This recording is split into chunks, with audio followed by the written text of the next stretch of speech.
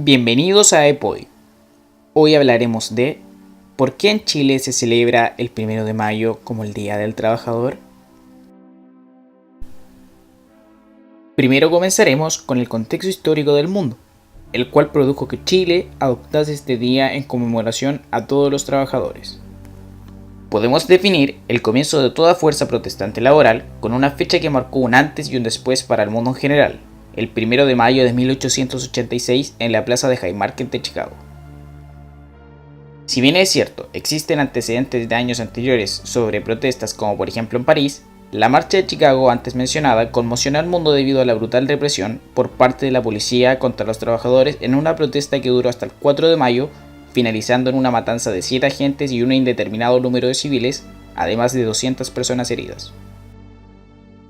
Durante el juicio, Ling, uno de los arrestados y juzgados bajo el cargo de asesinato y conspiración para cometer asesinato, exclamó durante su juicio: "Repito que soy enemigo del orden de hoy, y repito que con todas mis fuerzas, mientras tenga aliento para respirar, lo combatiré. Los desprecio. Desprecio su orden, sus leyes, su autoridad apuntalada por la fuerza. Ahórquenme por ello". Ling fue hallado muerto en su celda. Así fue como en 1889, en un congreso en París, debido a los mártires de Chicago y los movimientos en el mundo, se decidió declarar el 1 de mayo como el Día de los Trabajadores.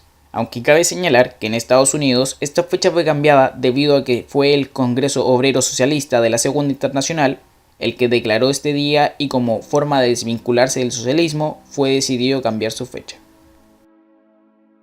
En Chile, mientras tanto, ya se podían observar signos de movilización obrera desde 1834 en la minera de Chañarcillo, donde los mineros se apropiaron de las dependencias de las mineras que explotaban el yacimiento, tomando el control de todas las instalaciones y enfrentándose a la represión que llegó desde Copiapó.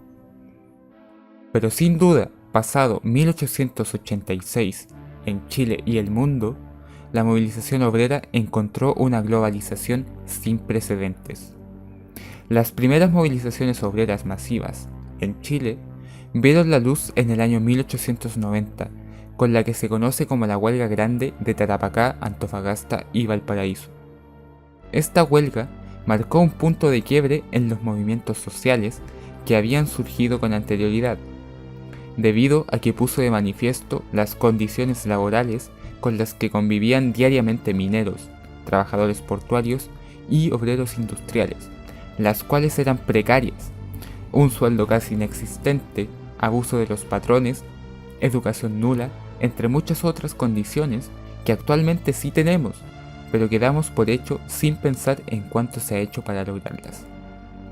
La creación del Partido Democrático en el año 1887 fue uno de los pasos que realizó el movimiento obrero a través de su corriente liberal para introducir sus demandas en el ámbito político.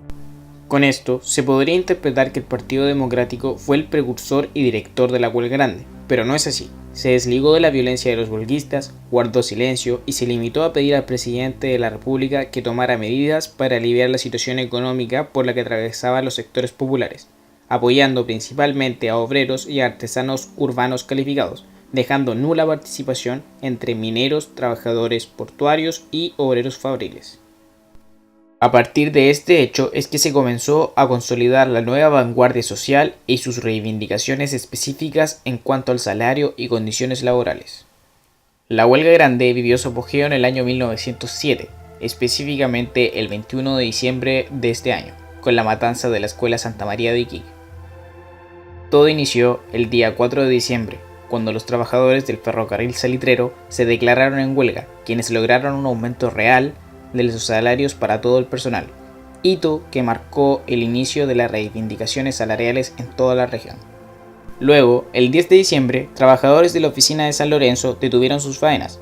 Esto motivó también al personal de la oficina de San Lorenzo, situación que se vio replicada en el cantón de San Antonio, donde operarios recorrieron las instalaciones para llamar al paro y descender a Iquique a reunirse con otros trabajadores.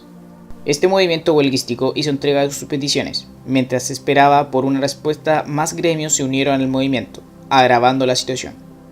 Ante la constante negativa por parte de las autoridades al petitorio y la negativa del movimiento a desalojar la Escuela Santa María, es que se llegó a un punto en que se utilizó la violencia por parte de las autoridades para cumplir con su objetivo, lo que terminó con una cifra de entre 150 y 3.600 obreros muertos.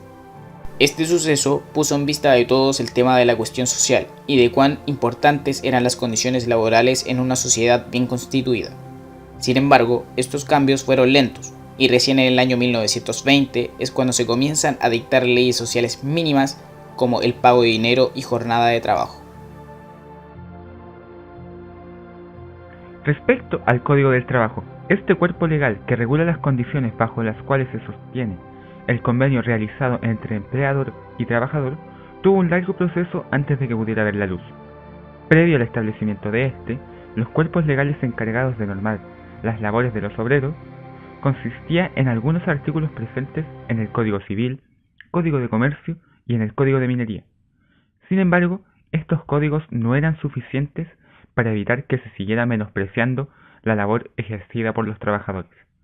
Por ello, es que en los años comprendidos entre 1907 y 1931 se dictaron diversas leyes para disminuir el agravio al obrero.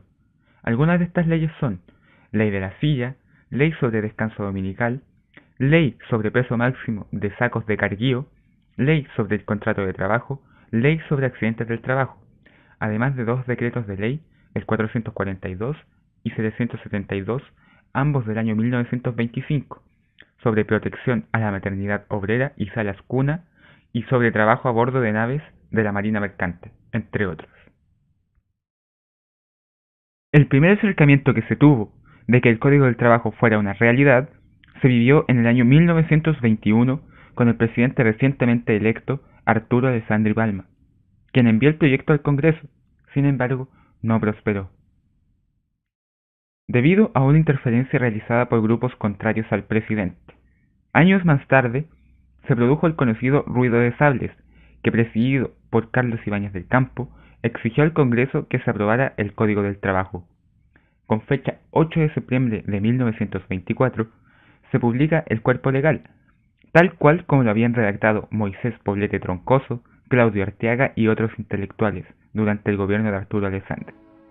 Sin embargo, la primera versión del Código del Trabajo, tal cual lo conocemos hoy en día, entró en vigencia en mayo de 1931 bajo el gobierno de Carlos Ibáñez del Campo.